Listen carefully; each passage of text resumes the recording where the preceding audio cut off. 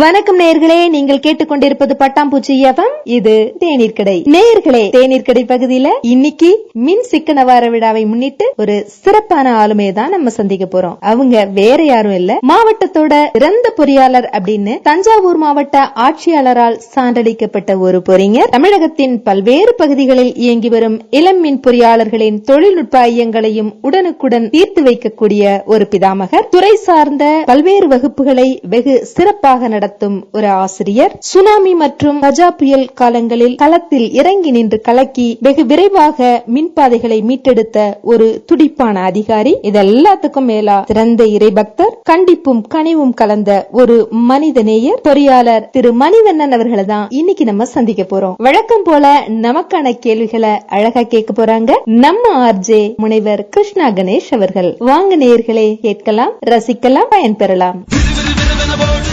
விடியலை காண ஓடு, கடகட கடவன ஓடு, உன் கனவுகள் பலிக்கிடும் ஓடு. பட்டாம்பூச்சி நேயர்களுக்கு வணக்கம். கிட்டத்தட்ட 40 ஆண்டுகளாக மின்வாரியத்துல பணியாற்றி தற்போது தஞ்சாவூரில் உதவி செயற்பொறியாளர் பணியிலிருந்து ஓய்வு பெற்றிருக்கும் பொறிஞர் திரு மணிவண்ணன் அவங்கள தான் இன்னைக்கு நம்ம பட்டாம்பூச்சி எஃப்எம் ஓட தேநீர் கடை பகுதியில சந்திக்க இருக்கிறோம். வணக்கம் சார். வணக்கம்மா. வணக்கம்மா. அனைத்து பட்டாம்பூச்சி பண்பலை நேயர்களுக்கும் வணக்கம். மின்சார சிக்கன வார விழாவை கொண்டாடிக்கிட்டு இருக்கிற இந்த நேரத்துல உங்களோட பேசுறதுல ரொம்பவே மகிழ்ச்சிங்க சார். இன்னைக்கு ஒரு சிறந்த ஆளுமையா, நேர்த்தியான பொறியாளரா அறியப்படுற நீங்க யாரு? உங்க இளமை பருவம் எப்படி? அதை பத்தி கொஞ்சம் சொல்லுங்க. எனது பேர் மணிவண்ணன்மா. நான் நாகை மாவட்டத்துல ஒரு கிராமத்துல பள்ளி படிப்பு படிச்சிருக்கிறேம்மா. அதன் பிறகு நாகப்பட்டினத்துல பாலிடெக்னிக் கல்லூரியில எனது பட்டய படிப்பு முடிச்சிருக்கேம்மா. மின்வாரியத்துல 1992ஆம் ஆண்டு தொழில்நுட்ப உதவியாளராக பணியேற்பு செய்து அதன் பிறகு பல்வேறு நிலைகளில் பணிபுரிந்து, அதாவது இளமின் பொறியாளர், உதவி பொறியாளர், உதவி செயற்பொறியாளராக கடந்த 30/11/2024 பணி ஓய்வு பெற்றிருக்கேன்மா. உங்க படிப்பு பத்தி சொல்றீங்க, அதுல முக்கியமா பொறியியல் அப்படிங்கறது உங்க கனவா இருந்ததுங்களா? பல்வேறு கனவுகள் இருந்துச்சுமா. ஒண்ணு மெடிசின், இன்னொன்னு பொறியியல். நாங்கள் படிக்கும் காலத்துல அந்த அளவுக்கு மெடிக்கல் காலேஜும் கிடையாது, இன்ஜினியரிங் காலேஜும் கிடையாது. அதனால நாங்க பட்டய படிப்புல சேர்ந்து பொறியியல் படிக்கணும்னு என்னுடைய ஆசையா இருந்துச்சு. ஆமா, மொத்தமே தமிழ்நாட்டுல 12 இன்ஜினியரிங் காலேஜ் தான் அந்த நேரத்துல நாங்க படிக்கும் போது. எங்கள்கிட்ட இருந்து ஒரு 90 கிலோமீட்டர் தான் கிட்டக்க காலேஜ். ஒன்னு காரைக்குடி, இன்னொன்னு சிதம்பரம் தான் போகணும். பட்டய படிப்புக்கு நாகப்பட்டினம் பக்கத்துல உள்ள காலேஜ், அதுல சேர்ந்து படிச்சோமா. சரிங்க சார். மின்வாரியத்துல நீங்க கடந்து வந்த பாதையை பத்தி கொஞ்சம் சொல்லுங்க. மின்வாரியத்துல ஏறத்தாழ 34 ஆண்டுகள் பணிபுரிஞ்சிருக்கேம்மா. நான் பணிபுரியும் போது முக்கியமா சொல்லணும்னா இயற்கை பேரழிவுகள், சுனாமி, நாகப்பட்டினத்துல பணிபுரிஞ்சேன். அதுக்கு பிறகு கஜா புயல், அதுல நேரத்துல தஞ்சாவூர்ல பணிபுரிஞ்சிருக்கேம்மா. இந்த நேரத்துல பாத்தீங்கன்னா நமது பகுதியில நிறைய கிராமங்களுக்கு மின் விநியோகம் தடைப்பட்டதுமா. இதுக்கு தமிழ்நாட்டில இருந்து எல்லா மாவட்டத்திலிருந்து ஒருங்கிணைந்து பணி செய்து வெகு விரைவாக பொதுமக்களுக்கு மின்சாரத்தை வழங்குவதற்கு நடவடிக்கை மேற்கொண்டோமா. அதுல நானும் இணைந்து பணியாற்றதுல எனக்கு மிக்க மறக்க முடியாத ஒரு அனுபவம்மா. ரொம்ப சந்தோஷம் சார். நீங்க வேலை செஞ்சுட்டு இருந்த காலத்துல மறக்க முடியாத அனுபவம்னு ஏதாவது இருக்குங்களா? அப்படி இருந்துச்சுன்னா அதை பத்தி கொஞ்சம் சொல்லுங்க. மறக்க முடியாததுன்னா நிறைய விஷயங்கள். மாவட்ட ஆட்சியர்கிட்ட நான் நல்ல அலுவலர் என்று ஒரு பட்டம் வாங்கியிருக்கிறேன், சான்றிதழ் வாங்கியிருக்கிறேன் கடந்த சுதந்திர தினத்துல. அது மறக்க முடியாதது. என்னுடைய பணிக்கு அங்கீகாரம் கொடுத்தது. மற்றபடி எங்களுடைய அலுவலர்கள் இணைந்து பொதுமக்களுக்காக நல்ல தடையில்லா மின்சாரத்தை வழங்க வேண்டும் என்று ஒரு குறிக்கோளுடன் செயல்பட்டது மறக்க முடியாத அனுபவமா. மின்சார சிக்கனம்னா என்ன, மின்சார சேமிப்புனா என்ன? ரெண்டும் ஒண்ணு போலதான் இருக்குது, ஆனா கூட வித்தியாசம் இருக்கு இல்லைங்களா? அத பத்தி நீங்க சொல்லுங்க. சிக்கனமா இருந்தாதான் சேமிக்க முடியும். அதாவது நமக்கு மின்சக்தியை வீணாக்காம தேவைக்கேற்ற அளவிற்கு பயன்படுத்துவதற்கு பல்வேறு முறைகளை கையாளுவது மின் சிக்கனமாகும். மின்சார சேமிப்பு என்ன ரீசன்னா, நமக்கு இயற்கை தந்துள்ள எரிபொருள் அளவு நாளுக்கு நாள் குறைந்து கொண்டே இருக்கிறது. நம்ம மின்சாரம் உற்பத்தி செய்வதற்கு நிலக்கரி, எண்ணெய், வாயு, இது மாதிரி பல்வேறு மூலக்கூறுகள் இருக்கின்றன. இதோடைய இயற்கை எரிபொருளுடைய நாளுக்கு நாள் குறைஞ்சதுனால மின் தேவை அளவு நமக்கு உயர்ந்துகிட்டே போகுது. ஆனா நம்மளோட இயற்கை வளங்கள் குறைவாக உள்ளது. இதனால நம்ம மின்சாரத்தை சேமிக்கணும், சிக்கனமாக இருக்கணும். அதாவது மின்சாரத்தை சேமிக்க இயலாது பெரிய அளவில். மின்சாரத்தை குறைந்த அளவில் மின்கலங்கள் வழியாக சேமிக்கலாம். அது குறைந்த நேரமே நம்மளால் பயன்படுத்த முடியும். அதனால மின்சாரத்தை சேமிப்பதற்கு பதிலாக சிக்கனமாக கையாண்டால் வருங்கால சந்ததிக்கு நாம் ஒரு வழிவிட்டு செயல்பட முடியும். அதற்காக தான் மின்சாரத்தை சேமிக்கிறோம். இப்போ பாத்தீங்கன்னா மின்சார சேமிப்புக்கு காரணமாக அரசாங்கத்திலிருந்து மரபுசாரா எரிசக்தி துறை, அதாவது சூரிய ஒளி மின்சார மின்சாரம், காற்றாலை மின்சாரம் போன்ற இதற்கெல்லாம் நம்ம வந்து மாறிக்கிட்டு இருக்கிறோம். இதுதான் முக்கியமான மின்சார சேமிப்புக்கு முக்கியமான காரணமாகும். இயற்கை வளங்களை பாதுகாத்து நாட்டுக்கு நல்ல ஒரு பொருளாதார வளர்ச்சியை அளிப்பதற்கு மின்சார சேமிப்பு முக்கிய அவசியமான ஒன்றுமா. நான் கூட என்ன நினைச்சிட்டு இருந்தேன்னா, மின்சார சேமிப்பு அப்படிங்கிற போது சிக்கனம் நமக்கு தெரியும், சேமிப்பு அப்படின்னா இப்ப நம்ம வந்து குறைவா யூஸ் பண்ற போது சேமிப்பு அப்படின்னா நம்மளுக்கு தெரியாது இல்லைங்களா, அது மாதிரி ஏதோ இருக்குமோ அப்படின்னு நினைச்சேன். இயற்கை வளங்களை பாதுகாக்கணும் அப்படிங்கிறது இப்ப நம்ம ரொம்ப செலவு பண்ற போது இன்னும் எக்ஸ்ட்ராவா வளங்களை சுரண்ட மாதிரி இருக்கும் இல்லைங்களா, அதுதானே சொல்றீங்க? மின்சார சேமிப்புன்னா இப்ப நீங்க சேமிக்கிற மின்சாரம் இன்னொருவருக்கு பயன்படும். நமக்கு வந்து இப்ப வந்து தேவை வந்து அதிகமாகிட்டே இருக்கு மின்சார தேவை. ஆனா நம்மகிட்ட உற்பத்தி திறன் வந்து அதுக்கு இருந்தாப்புல நம்ம வந்து அதிகமா வந்து எரிபொருளை பயன்படுத்துறோம். இந்த எரிபொருள் வந்து உதாரணமா இன்னொரு 200 வருஷத்துக்கு தான் வந்து நம்மகிட்ட நிலக்கரி இந்த இயற்கை வளங்கள்லாம் வந்து கையிருப்பது மாதிரி சொல்றாங்க. இதுக்கு பிறகு நம்ம எதிர்காலத்துக்கு வந்து நம்ம வந்து நல்லா அனுபவிக்கிறோம், ஜாலியா அனுபவிக்கிறோம். நம்மளுடைய வருங்கால சந்ததியும் வந்து அந்த மின்சாரத்துல அனுபவிக்கிறதுக்கு நம்ம வழிவிட்டோம்னா அதுக்காக தான் சேமிக்கணுங்கிற அவேர்னஸ் கொண்டு வரும். சரிங்க சார். மக்கள் எந்த வழியில எல்லாம் மின்சாரத்தை வீணடிக்கிறாங்கன்னு சொல்லுங்க. மக்கள் வந்து ஆளில்லாத அறையில வந்து மின்விசிறி ஓடிக்கிட்டே இருக்கும். அதே மாதிரி நிரம்பிய பின்னும் வந்து மோட்டரை வந்து ஆஃப் பண்றது கிடையாது. ஓவர் டேங்க்ல வந்து தண்ணி நிரம்பி இருக்கும், இருந்தாலும் மோட்டர் ஓடிட்டு இருக்கும். அந்த மாதிரி அதுமே வந்து வீட்டுல பார்ப்போம், டிவி ஓடிட்டே இருக்கும், யாருமே பார்க்க மாட்டாங்க. அதே மாதிரி வந்து உங்களுடைய கணினி வந்து நீண்ட நேரமா வேலையே இல்லாம இருக்கும், ஆனா அது ஆன்லயே இருக்கும். அது மாதிரி வாட்டர் ஹீட்டர் இருக்கும், அந்த வாட்டர் ஹீட்டர் சூடாகி அது பாட்டு திரும்ப கூலாகி சூடாயிட்டு இருக்கும். இதை வந்து நம்ம ஆஃப் பண்றது கிடையாது. அது மாதிரி ஒவ்வொரு ரூம்லயும் ஒவ்வொருத்தங்க ஒர்க் பண்ணுவாங்க. கதவை மூடிட்டு கழிவறை விளக்குகளை அணைக்காம வந்துருவோம். இந்த மாதிரி வரும்போது பாத்தீங்கன்னா அந்த லைட் எரிஞ்சுக்கிட்டே இருக்கும், அதனால மின்சாரம் வந்து நமக்கு வந்து லாஸ் ஆகுது. இன்னொன்னு முக்கியமானது வந்து நம்ம வீட்டுல பெரும்பான்மை வகிக்கிறது வந்து ஏசி. இந்த ஏசியை ஓட விட்டு ஜன்னல் கதவு எல்லாத்தையும் நம்ம திறந்தே வச்சிருப்போம். இதனால மின்சாரம் நிறைய வேஸ்ட் ஆகுது. அதுக்கு ஒரு விழிப்புணர்வு வேணுமா அதுக்கு. அப்புறம் இந்த விடிய 0 வாட்ஸ் எரியுது அதெல்லாம் கூட இதுல இருக்குமா இதெல்லாம் ஒண்ணுதாமா. அதே மாதிரி வந்துமா அந்த ஏசியை ஆஃப் பண்ணோம்னா அந்த ஸ்டெபிலைசரையும் ஆஃப் பண்ணணுமா. இந்த ஸ்டெபிலைசருடைய சின்ன லைட்டு கூட வந்து மின்சார பயன்பாடு இருந்துட்டு இருக்குமா. அதே மாதிரி சார்ஜர் ஆஃப் பண்ணீங்கன்னா சார்ஜர் சேர்த்து ஆஃப் பண்ணணுமா. மொபைலுக்கு சார்ஜர் போடுறோம், அதை உடனே முடிச்சு சுவிட்ச் ஆஃப் பண்ணாம போன் எடுத்து போயிட்டு இருக்கிறோம். டிவி ஆஃப் பண்ணா டிவியோடைய செட்டாப் பாக்ஸ் சுவிட்சையும் சேர்த்து ஆஃப் பண்ணணும். இப்ப எல்லாமே எலக்ட்ரானிக் ஐட்டம்ஸ் சின்ன இதுக்கும் மின்சாரம் வந்து பயன்பாடுல இருந்துட்டு இருக்கும். அதனால நமக்கு வந்து ஒரு வகையில வந்து மின்சார செலவாகும், இன்னொரு பக்கம் வந்து உங்களுக்கு பண விரயமும் ஆகுமா. ஆனா இதெல்லாம் எவ்வளவு மைனூட்டா கவனிக்க வேண்டிய விஷயம் இல்லைங்களா. போன சார்ஜ்ல இருந்து ரிமூவ் பண்ணிடுறோம், ஆனா சுவிட்ச் ஆஃப் பண்ண மறந்துடுறோம். இதெல்லாம் உண்மைதாங்க சார். ஆமாமா சார். அப்புறம் இந்த எலக்ட்ரிக் ஸ்கூட்டரு காரு இது மாதிரி எல்லாம் வருது இல்லைங்க, அதெல்லாம் எப்படிங்க சார்? அது நமக்கு தேவையின் பொறுத்து தானே. நம்ம இப்ப பெட்ரோல் செலவை கம்மி பண்றோம்னு சொல்லிட்டு மின்சாரத்தை யூஸ் பண்றோம், அப்பயும் ஜாஸ்தியா தானே ஆகுது. ஜாஸ்தியா தான் ஆகுது. ஆனா வந்து அந்த எரிபொருளை கம்பேர் பண்ணும்போது வந்து அந்த எரிபொருள் இருந்து வர மாசு வந்து நமக்கு வந்து பொல்யூஷன் கண்ட்ரோல் வந்து அஃபெக்ட் ஆகுதுமா. அதை வந்து கிரீன் எனர்ஜியா நம்ம வந்து கொண்டு வரணும் அப்படின்னு ஒரு அரசாங்கத்துல ஒரு கொள்கையினால வந்து இந்த மாதிரி வந்து மின் பயன்பாடு கொண்டாடாமா.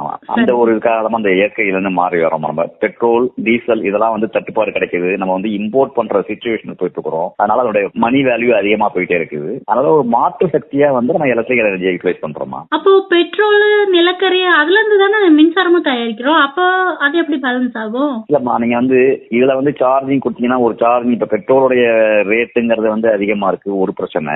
இன்னொன்னு அதுல இருந்து வர்ற அந்த கார்பன் மோனாக்சைடு அந்த வாயு வந்து வர்ற புகை வந்து நம்ம இயற்கை இந்த மண்டலத்துல வந்து வாயு மண்டலத்துல போய் பொல்யூஷன்கள் போடு வந்து நம்ம பொல்யூஷன் வந்து அஃபெக்ட் ஆகுது. அந்த மாதிரி வந்து இல்லாம இந்த எலக்ட்ரிக்ல வந்து புகை கிடையாது, இது கிடையாது, மாசு வந்து கட்டுப்பாடு ஆகுது. இந்த ஒரு காரணத்துக்காக நம்ம எலக்ட்ரிக் போறோமா. சிறப்புங்க சார். சில பணக்காரங்க கரண்ட் பில் எவ்வளவு வந்தாலும் கட்டிக்கலாம் அப்படிங்கிற மனநிலையத்தால இப்பயும் இருக்காங்க.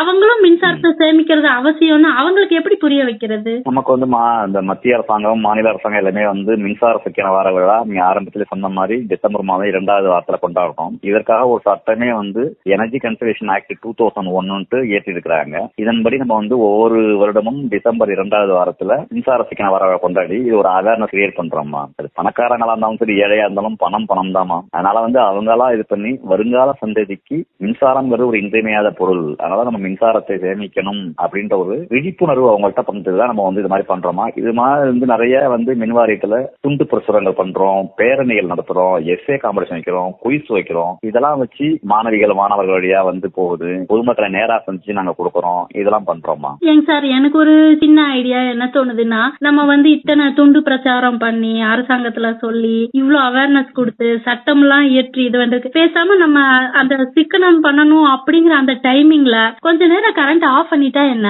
இந்த காலத்துல வந்து நவீன யுகத்துல வந்து நீங்க ஒரு நிமிடம் கரண்ட் போனாலே வந்து மக்கள் வந்து அலர்ஜிக்குள்ளாகிறாங்க. ஏன்னா எல்லா சாதனங்களும் வந்து மின்சாரத்தில் செயல்படுற சாதனங்களா இருக்கு. ஈவன் மருத்துவமனை மருத்துவமனைக்கு போனீங்கன்னா வந்து வெண்டிலேட்டர் அந்த மாதிரியும் மருத்துவ இதுல இருக்குது. வீட்டிலயுமே நம்ம வந்து அலுவலகத்தை போயிட்டு இருக்கிறோம், அந்த நேரத்துல முடிக்கணுங்கிறோம். அந்த நேரத்துல அந்த மாதிரி மின்சாரத்தை நிறுத்தணும்னா கிடையாது. மின்சாரத்தை அவங்களா பார்த்து அவங்களுடைய பயன்பாட்டை குறைச்சி அடுத்தவங்களுக்கு வழிவிட்டா அதுதான் மின்சிக்கணும். நல்ல பணக்காரங்களா இருந்தாலும் அவங்க வந்து அதனுடைய தேவையை உணர்ந்து அதனுடைய இதை வந்து இம்பார்ட்டன்ஸ் அவசியத்தை புரிஞ்சுக்கணும்.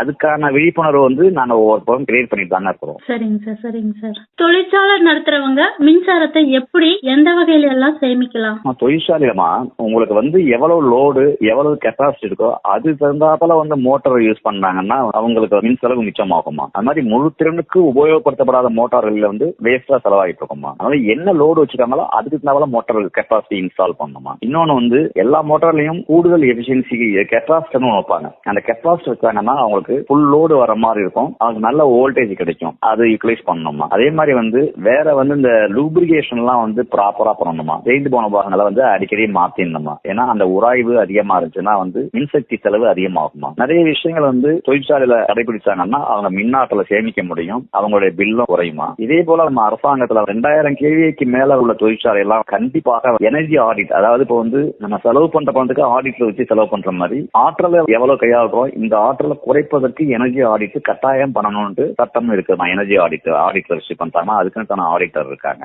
இந்த வகையெல்லாம் சேமிக்கலாம். அது சரிங்க சார். மின்சார சிக்கனம் சேமிப்பு மூலமா நாட்டுக்கு ஏதாச்சும் நன்மை இருக்குங்களா? ஆரம்பத்திலே சொன்ன மாதிரிமா மின்சாரம் சிக்கனம் பண்றதுனால வந்து நம்ம நாட்டினுடைய பொருளாதாரம் உயரும். இந்த இயற்கை எரிவாயு கனிமங்கள் இதெல்லாம் வந்து உங்களுக்கு வந்து ஆகாம இருக்கிறதுனால வந்து நாட்டினுடைய பொருளாதாரம் உயரும். இன்னொன்னு என்னன்னா நம்மளுடைய சேமிப்பு வச்சதுனால வந்து ஃபியூச்சருக்கு வந்து ஒரு பாதுகாப்பான சூழலை உருவாக்க முடியும். இது வந்து இன்னொன்னுமா முக்கியமான ஒண்ணு வந்து அந்த மாசு கட்டுப்பாடு. நீங்க வந்து எல்லாமே இப்ப நம்ம கிரீன் எனர்ஜிக்கு மாறணும்னு சொல்லிட்டு இருக்கிறோம். இந்த மின்சார சிக்கனம் இது பண்ணும்போது யூனிட் குறைய உங்களுக்கு வந்து உற்பத்தியோட காசு குறையும். அதாவது ஒரு யூனிட் வந்து மின்சாரம் உற்பத்தி பயன்பாட்டுக்கு 2 யூனிட் உற்பத்தி செலவாகுது. அந்த மாதிரி ஆகும்போது நம்மளுடைய செலவு தான் அதிகமா போயிட்டு இருக்குது. அந்த ஒண்ணு வந்து பண விரயம், இன்னொன்னு வந்து என்விரான்மெண்டல் சேஃப்டி. இந்த ரெண்டுமே வந்து நமக்கு வந்து நாட்டுக்கு வந்து பெரிய ஒருமை. இதுமா இறக்குமதி செலவு கூட கொஞ்சம் கம்மியாகும் இல்லைங்களா?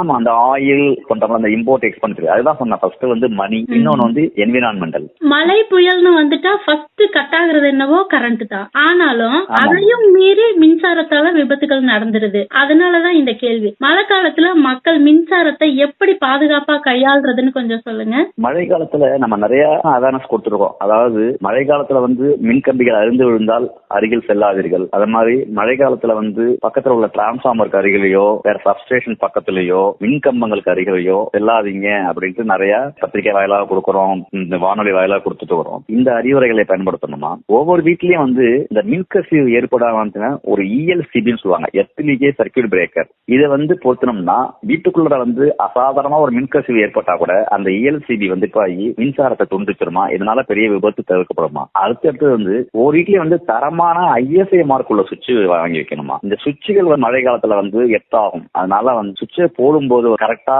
பார்த்து போடணும். ஈரக்கையோட சுவிட்ச போடக்கூடாது. சப்போஸ் வேற தேவையில்லை அப்படின்னா கீழே ஒரு மரக்கட்டையோ இல்ல வந்து மின்சாரம் பாயாத கண்ணாடி, மரக்கட்டை இவற்றை உபயோகித்து நம்ம ஆன் பண்ணணும். அது மாதிரி பாத்ரூம் கை இதுல எல்லாம் பாத்தீங்கன்னா முக்கியமா போகும்போது ஈரக்கையோட பண்ணாம உலர்ந்தது இல்ல ஒரு காய்ந்த துணிகள் அத மாதிரி வச்சுக்கிட்டு நம்ம வந்து ஆன் பண்ணணும். அது சிறப்பான தகவலுங்க சார். சார், இது வரைக்கும் பொதுமக்களுக்கு பயனுள்ள நிறைய செய்திகளை சொன்னீங்க. இப்ப நீங்க பணியில இருந்து சமீபத்துலதான் ஓய்வு பெற்றிருக்கீங்க. உங்களுக்கு பின்னாடி பணியில இருக்கக்கூடிய அதிகாரிங்க அப்புறம் பணியாளர்களுக்கு நீங்க சொல்லக்கூடிய அறிவுரை என்ன? அறிவுரைனா நாம் பணியும் புரியும் மின்சாரத்துறை வந்து பொதுமக்களுக்கு சேவை செய்யும் துறை. மற்ற துறையெல்லாம் கம்பேர் பண்ணும்போது வந்து ஒரு சர்வீஸ் ஓரியன்டட் டிபார்ட்மெண்ட். இதை நம்ம உணர்ந்து இதுக்கு பொதுமக்களுக்கு என்ன வந்து குறைகளுக்கு நம்மள்ட்ட கேட்கிறாங்களோ அந்த குறைகளை வந்து நிவர்த்தி செஞ்சு அவங்களுக்கு வந்து ஒரு தரமான மின்சாரத்தை வழங்குவதற்கு நாம் அனைவரும் உறுதியோடு செயல்பட வேண்டும். நுகர்வோர் திருப்தி அடைஞ்சாதான் நம்ம வந்து நல்லா செயல்பட்டோம்னு ஒரு இது இருக்கும். அதனால வந்து நுகர்வோர் திருப்தி அடையும் வகையில அனைவரும் பணியாற்ற வேண்டும். இது முதல் பாயிண்ட். சிக்கனம், பாதுகாப்பு இது தொடர்பான விழிப்புணர்வு வந்து மக்களிடத்தில் அடிக்கடி எடுத்து சொல்ல வேண்டும். நாளடைவில் பணிக்கு செல்லும் போது பாதுகாப்பு குறித்து எல்லா மக்களிடமும் நம்ம தெரிவிக்க வேண்டும். அதே மாதிரி மின்வாரிய பணியாளர்கள் மின்சாரத்தில் செயல்படுற அத்தனை அலுவலர்களும் உரிய பாதுகாப்பு உபகரணங்களை கையாண்டு பாதுகாப்புடன் பணியாற்ற வேண்டும். நாட்டுக்கும் நல்லது, வீட்டுக்கும் நல்லது. அவரை நம்பி ஒரு வீட்டுல உள்ளவங்க இருக்கிறாங்க, அவங்களுடைய உயிருக்கும் ஆபத்துக்கும் அவங்க தான் சிரமப்படுவாங்க. அதனால வந்து அவர் வந்து பாதுகாப்பு கவசங்கள், பாதுகாப்பு உபகரணங்கள், பாதுகாப்பு சாதனங்கள் அதில் என்னென்ன கொடுத்திருக்காங்களோ அதை பயன்படுத்தி மின்சார உபகரணங்களை எச்சரிக்கையுடன் கையாள வேண்டும். மிக்க மகிழ்ச்சிங்க சார். இவ்வளவு நேரம் உங்களோட பொன்னான நேரத்தை எங்களுக்கு அடுத்த வாரம் வேறொரு ஆளுமையோடு சந்திப்போம். வணக்கம் நேயர்களே.